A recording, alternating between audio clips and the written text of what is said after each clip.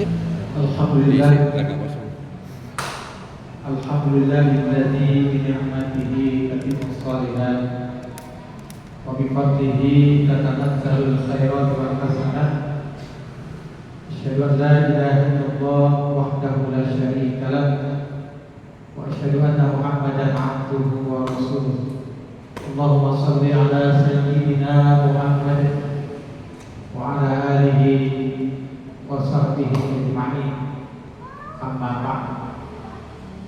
Hadratul Mukarramun, para alim ulama, para asatidz dan ustazat, serta orang-orang tua kami yang hadir pada malam yang ke-19 Ramadan di tahun 1445 Hijriah ini. Tentunya yang sama kita hormati Ketua DKM Masjid Al-Qaumi, guru kita bersama Ustaz Cecep, beserta jajarannya, pengurus lingkungan di wilayah kampung ini, tentunya jamaah salat tarawih Masjid Al-Qaumi, Bapak Ibu yang dirahmati Allah Subhanahu wa taala.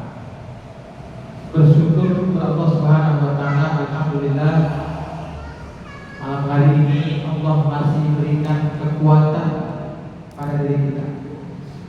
Insyaallah bapak-bapak ibu masih kuat ya Bu ya. Sesuai dengan nama masjidnya, Masjid Al-Qaumi. Harus kuat imannya Bu. Ini godaannya luar biasa ini Ustaz. Ya. Masuk babak semifinalnya subhanallah. Jangan-jangan sudah banyak yang bertarawih di mal-mal. Tapi kita berhusnuzon saja. Mudah-mudahan saudara kita melaksanakan sholat tarawih di rumah dan di tempat-tempat yang baik. Alhamdulillah. Mudah-mudahan ya, kehadiran kita malam hari ini senantiasa menambah ya, keimanan kita, kesolehan kita kepada Allah Subhanahu wa taala.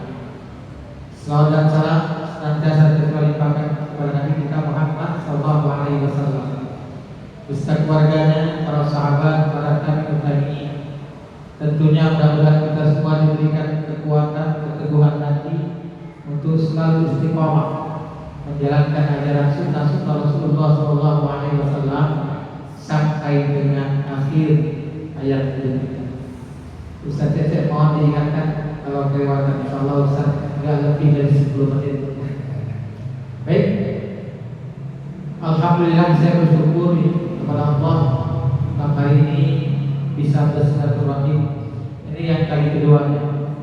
Kalau tidak salah acara Safari Ramadan ya, Forkopimcam Kecamatan Semangis, dan juga bersama Bapak Wali Kota Depok ya, beberapa minggu yang lalu kita juga hadir bersama-sama di sini. Alhamdulillah syiar ya, banyak warga di sini dan sekitar hadir. Mudah-mudahan menjadi semangat bagi kita untuk senantiasa mengampunkan masjid ya, yang kita cintai. Subhanallah ya.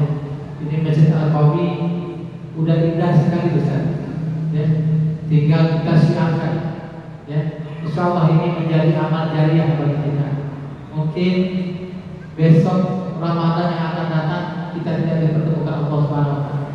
Tapi yakinlah Bapak Ibu, infak sedekah ya, zakat kita yang kita keluarkan melalui jis yang ada di KDS atau mudah-mudahan menjadi amal jariah.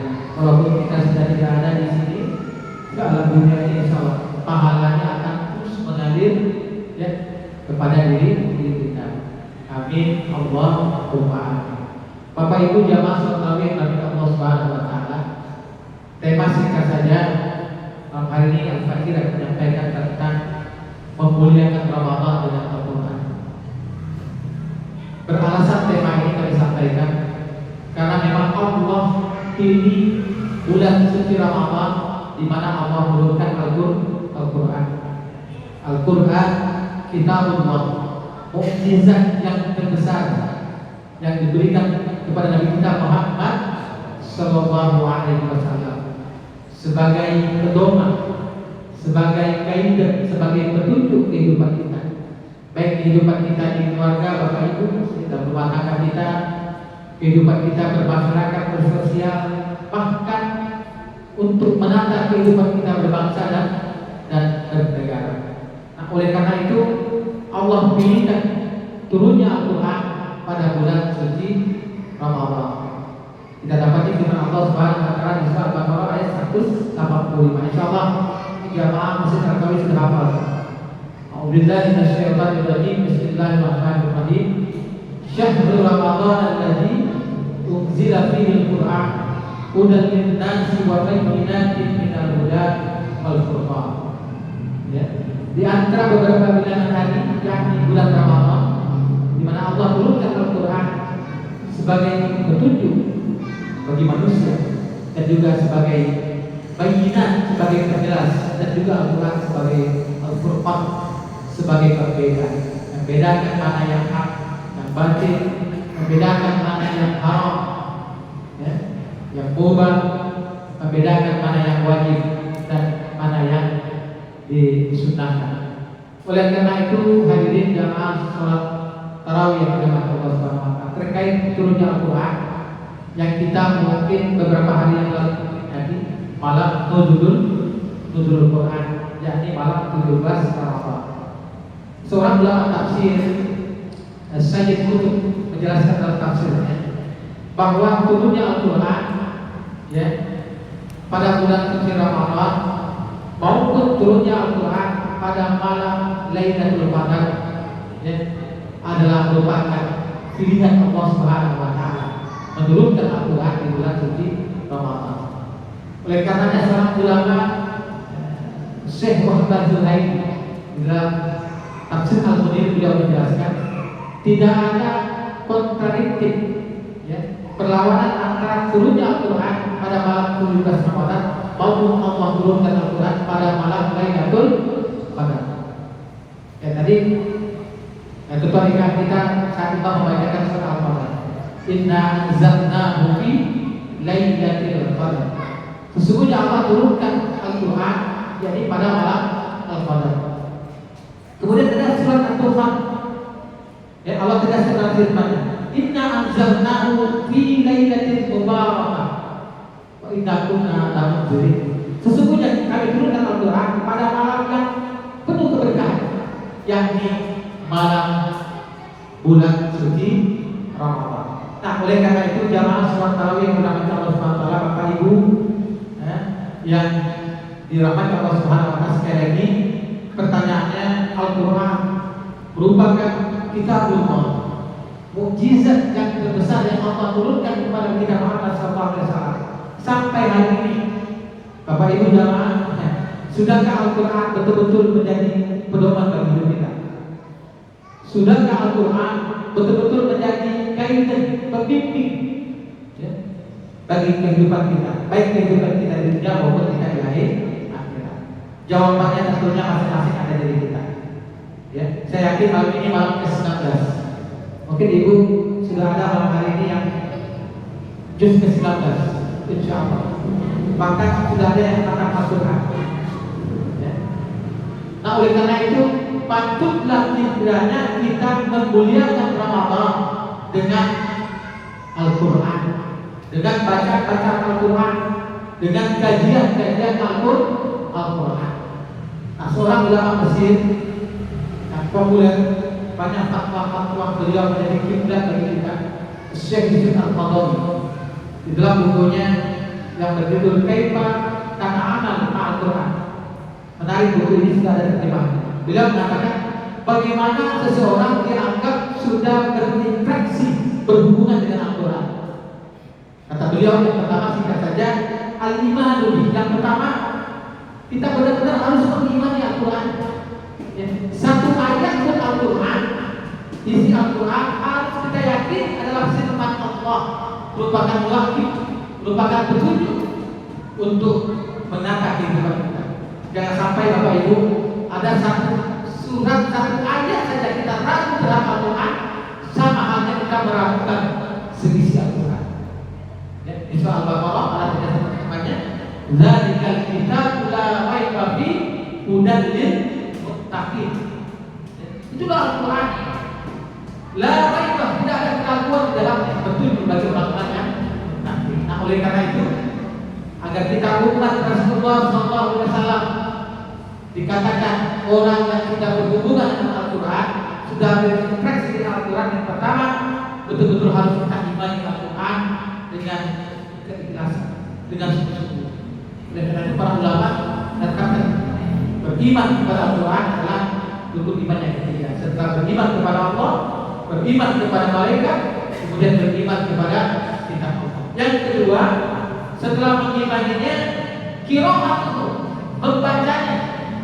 Ya, kita jadikan hari ini Al-Quran sebagai bacaan yang utama dalam kehidupan kita.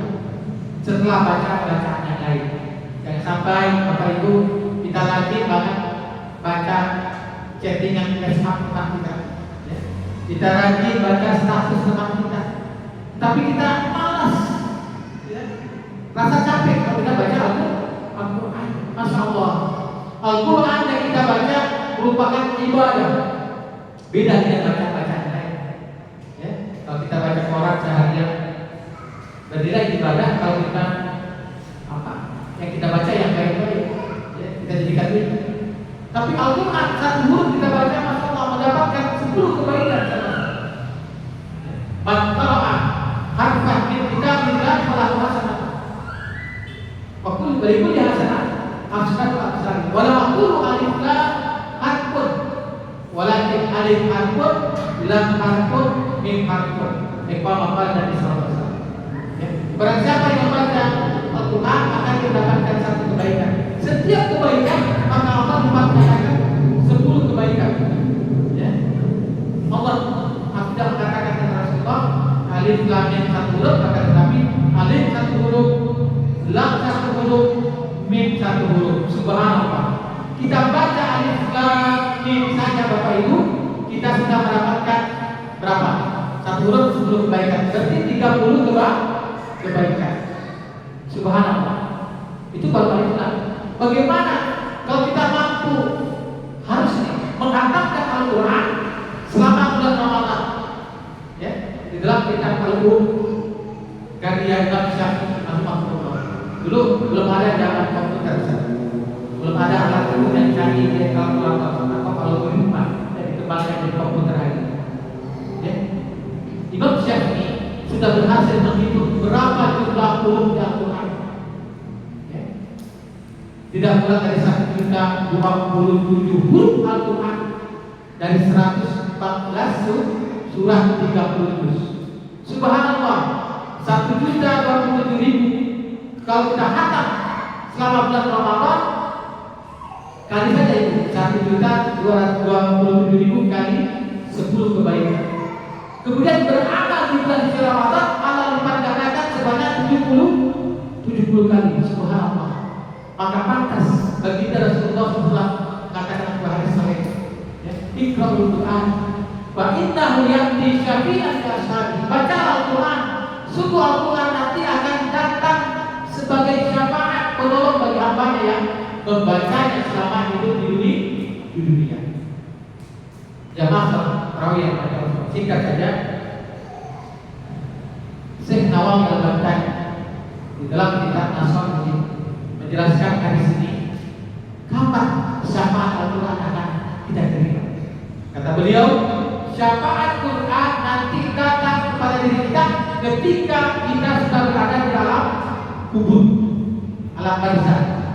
Ya, ibu, nenek kita, kakek kita, buyut kita, mungkin ratusan tahun sudah berada di dalam barzah.